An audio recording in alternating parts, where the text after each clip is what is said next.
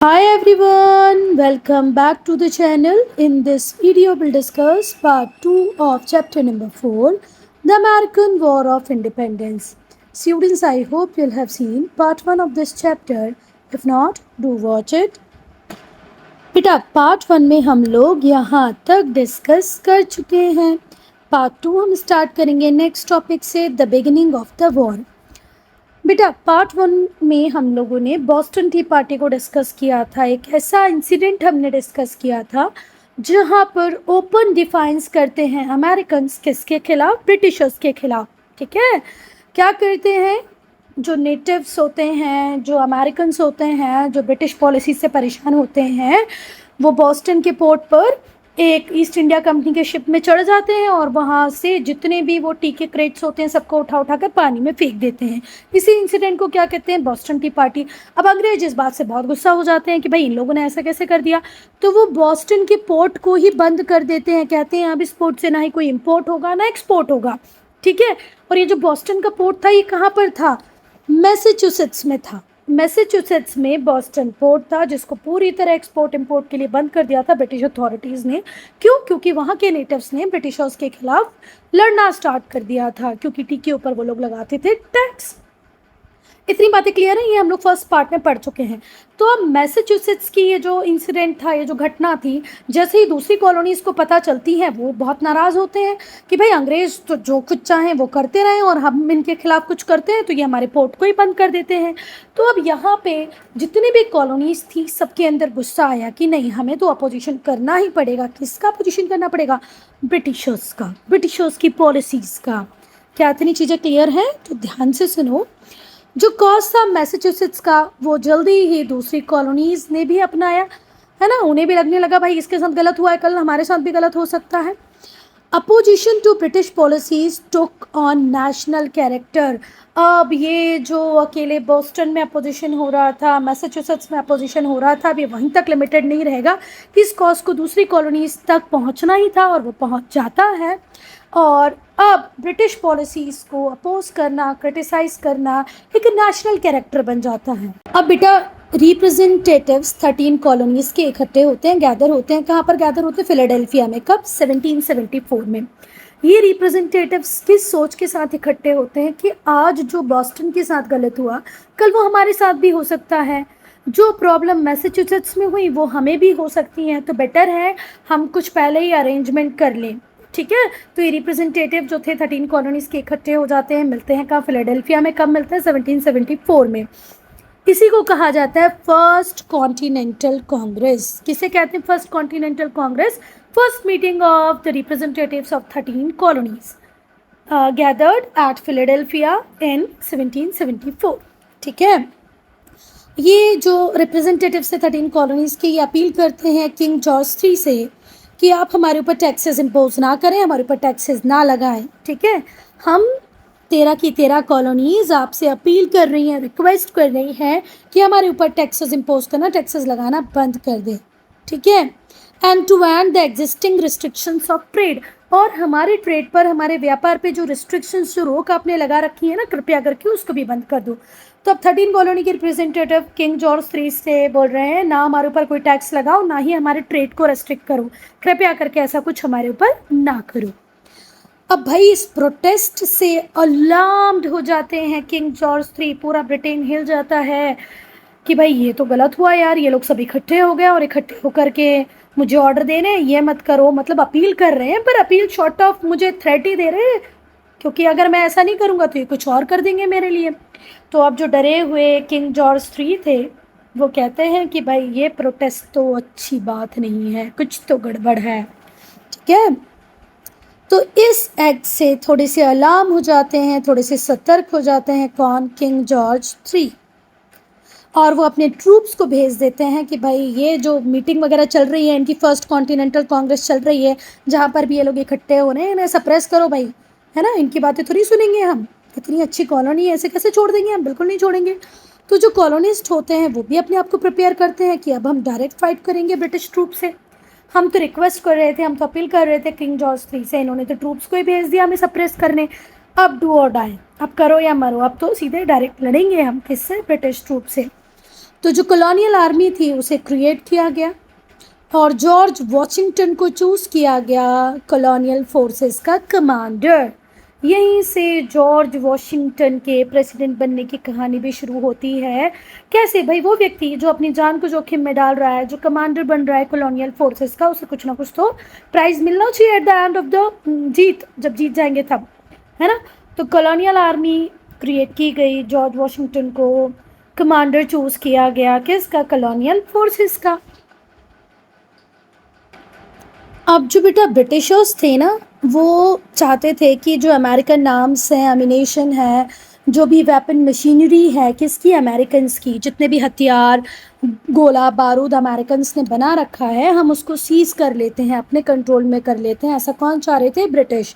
और इसी वजह से होता है battle of Lexington and Concord near Boston. Boston के पास बैटल ऑफ लेक्सिंगटन कॉनकॉर्ड हो जाता है कब, 1775 में। तो बेटा ये पॉइंट आपको समझ आ गया होगा कि यहाँ पर ब्रिटिश सर से कोशिश करते हैं कि अमेरिकन्स के जितने भी आर्म्स हैं, एमिनेशन है, गोला बारूद बंदूक टैंकर, सबको हम सीज कर लेते हैं। और इसी वजह से होता है battle of Lexington and battle of Concord. और ये दोनों ही जगह कहाँ पर है, बॉस्टन के पास है। और ये कब होता है, 1775 में। 1775 में बैटल ऑफ लेक्सिंगटन और बैटल ऑफ कॉनकॉर्ड होता है, जो दोनों ही प्लेसेस कहाँ पर हैं, बॉस्टन के पास में। और ये होता क्यों है, क्योंकि अंग्रेज चाहते कि अमेरिकन्स का सब कुछ गोला बारूद हमारे कंट्रोल में आ जाए। और यहीं से हम देखते हैं कि शुरुआत होती है कॉम्बैट की, लड़ाई की, किस किस के बीच में, ब्रिटिश फोर्सेस और कॉलोनियल आर्मी के बीच में। आपको पता ही है कॉलोनियल आर्मी को कौन लीड कर रहे थे, उनके कमांडर कौन थे, जॉर्ज वॉशिंगटन। तो यहाँ पर अंग्रेज और कॉलोनियल आर्मी आपस में आमने सामने आ जाती है, इनके बीच में लड़ाई चालू होती है। और बहुत सारे वॉर्स होते हैं, सीरीज ऑफ वॉर्स होते हैं इन दोनों के बीच में। 4 जुलाई 1776 को डिक्लेरेशन ऑफ इंडिपेंडेंस साइन होता है, ठीक है। इसको इशू कौन करती है बेटा, कॉन्टिनेंटल कांग्रेस। जो ड्राफ्ट था इस डॉक्यूमेंट का, उसे प्रिपेयर किसने किया था बेटा, ये जो डिक्लेरेशन ऑफ इंडिपेंडेंस था जो इशू किया गया किसके द्वारा, कॉन्टिनेंटल कांग्रेस के द्वारा। कब, 4 जुलाई 1776, 4 जुलाई 1776 में इसको प्रिपेयर करने वाले थे थॉमस जेफरसन। ये डिक्लेरेशन कहता था all man are created equal, सारे आदमी इक्वल हैं। उनको जिस तरीके से बनाया गया है वो बताता है कि भाई सब इक्वल है, सबको तो आके एक नाक एक मुंह दिया गया है, सब बराबर ही हैं। And that they are endowed by their creator. और ये सारी चीज़ें जो इक्वालिटी है ये किसने एंडो की है, किसने दी है, उनके क्रिएटर ने दी है। और उनके कुछ इनअलाइनेबल राइट्स भी हैं, कुछ ऐसे राइट्स जिनसे व्यक्तियों को अलग नहीं किया जा सकता। मेरी बात सुनो लालू, हमें बोलने का अधिकार नहीं दिया जाएगा तो हम क्या जी सकते हैं, नहीं जी सकते हैं ना, है ना। तो डिक्लेरेशन कह रहा था कि सारे आदमी इक्वल हैं।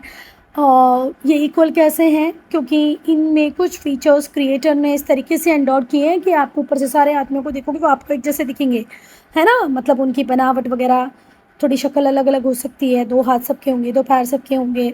और उनके कुछ इनअलाइनेबल राइट्स हैं जो उनसे अलग नहीं किए जा सकते, ठीक है। और उन्हीं की वजह से जीवन है। लिबर्टी सबको मिले, परसुएट ऑफ हैप्पीनेस सबके पास हो, खुशियाँ सबके पास हो, सबके पास अपनी अपनी लिबर्टी हो, ये उस डिक्लेरेशन में लिखा हुआ था। It also asserted the right of people to form their own government. और इसे डिक्लेरेशन में लिखा गया था कि लोगों के पास अधिकार होना चाहिए कि वो खुद की सरकार बनाए। देखो हम सब इक्वल हैं, ये किसने कहा है, हमारे क्रिएटर ने कहा। हमारे क्रिएटर ने हमें बनाया ऐसा है कि हम सब इक्वल हैं। फिर कुछ राइट्स ऐसे हैं जिनसे अलग अगर हम हो गए तो हम प्रॉपर जी नहीं पाएंगे। दूसरी बात बहुत इंपॉर्टेंट जो इस डिक्लेरेशन में लिखी गई थी वो ये कि हमें आज़ादी है ना, कि हम खुश रहें, हमें लिबर्टी मिले, हम हमारी सरकार खुद बनाएं।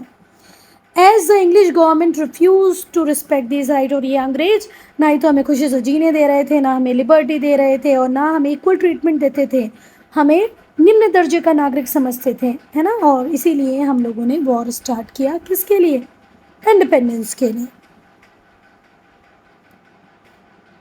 और बेटा जो इंग्लिश कमांडर थे, नहीं, अभी यहाँ पर है हम। तो जो वॉर ऑफ इंडिपेंडेंस था उसमें हमने देखा बहुत सारे बैटल्स हुए, battle of Trenton, battle of Bunker Hill, battle of Long island.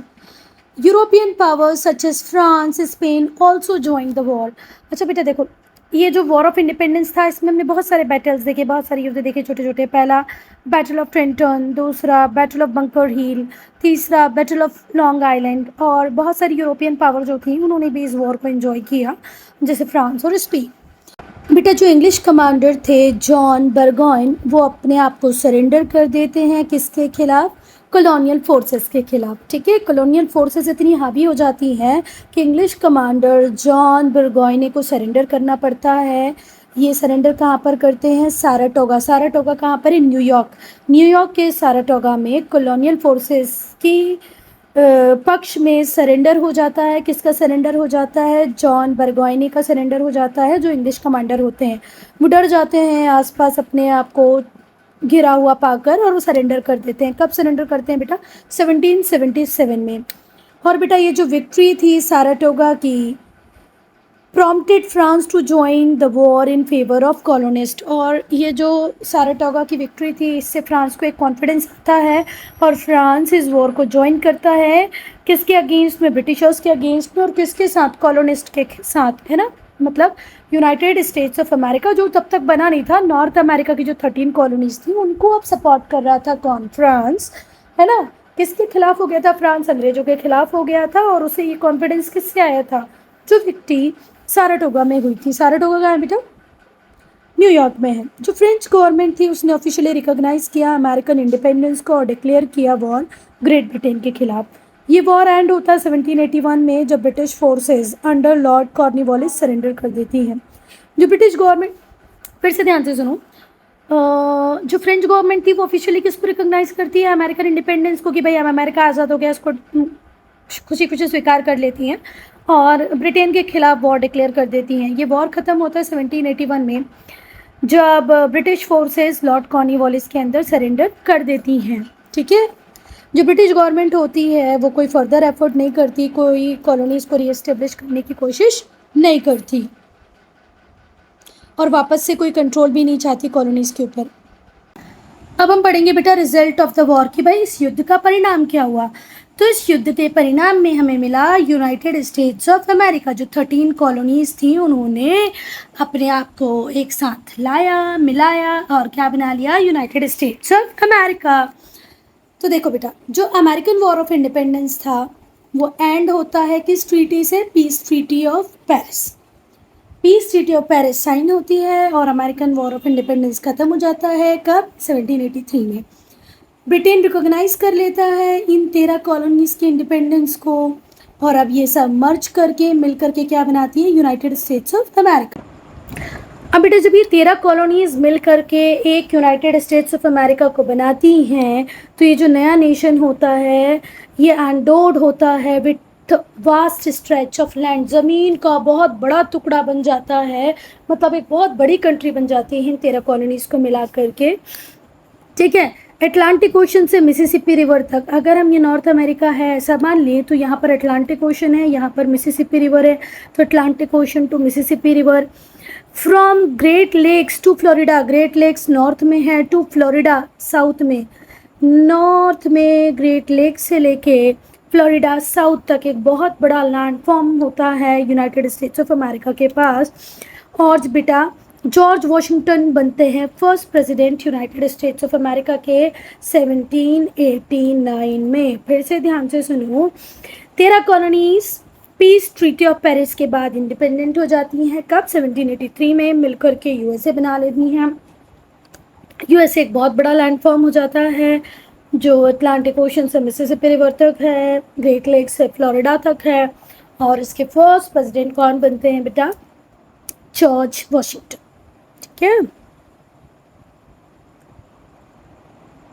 फिर बेटा 1789 में जो नेशनल गवर्नमेंट होती है यूनाइटेड स्टेट्स ऑफ अमेरिका की, वो रिपब्लिकन कॉन्स्टिट्यूशन अडॉप्ट करती है। रिपब्लिक कंट्री, हम उस कंट्री को कहते हैं जहाँ पर हाईएस्ट पोस्ट इलेक्टेड हो।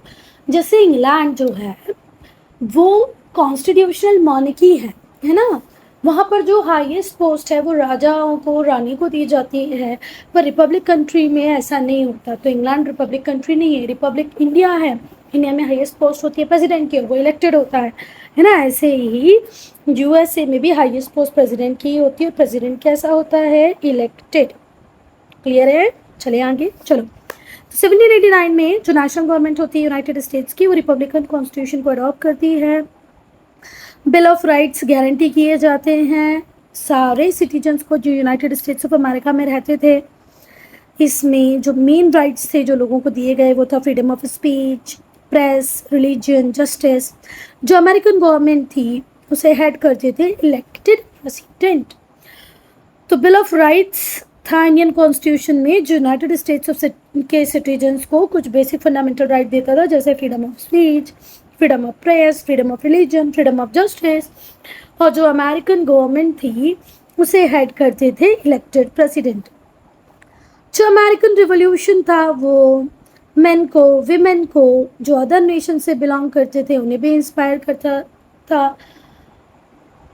अमेरिकन रिवॉल्यूशन होने के पहले तक बेटा सबको ऐसा लगता था कि अंग्रेज तो किसी से हार ही नहीं सकते, काम दाम दंड भेद इसमें अंग्रेजों का कोई तोड़ ही नहीं है। पर अमेरिकन्स ने ये दिखा दिया कि अगर आप यूनाइटेड हो जाओ तो आप किसी भी ताकत को हिला सकते हो। तो पूरे दुनिया भर में जितने भी मेन थे, विमेन थी, जो ब्रिटिश रूल से परेशान थे या किसी और राजा से, रानी से परेशान थे, उन्हें ये सीख मिली कि अगर हम हाथ साथ में आ जाएं, हाथ मिला लें, तो हम किसी राजा, किसी रानी को भी हरा सकते हैं, किसी भी एम्पायर, ब्रिटिश एम्पायर जैसे एम्पायर को भी हरा सकते हैं। तो बहुत लोगों को इंस्पायर किया अमेरिकन रिवॉल्यूशन ने, उन लोगों को जो अपने आप को फ्री करना चाहते थे किससे, अत्याचार से। किसके अत्याचार से?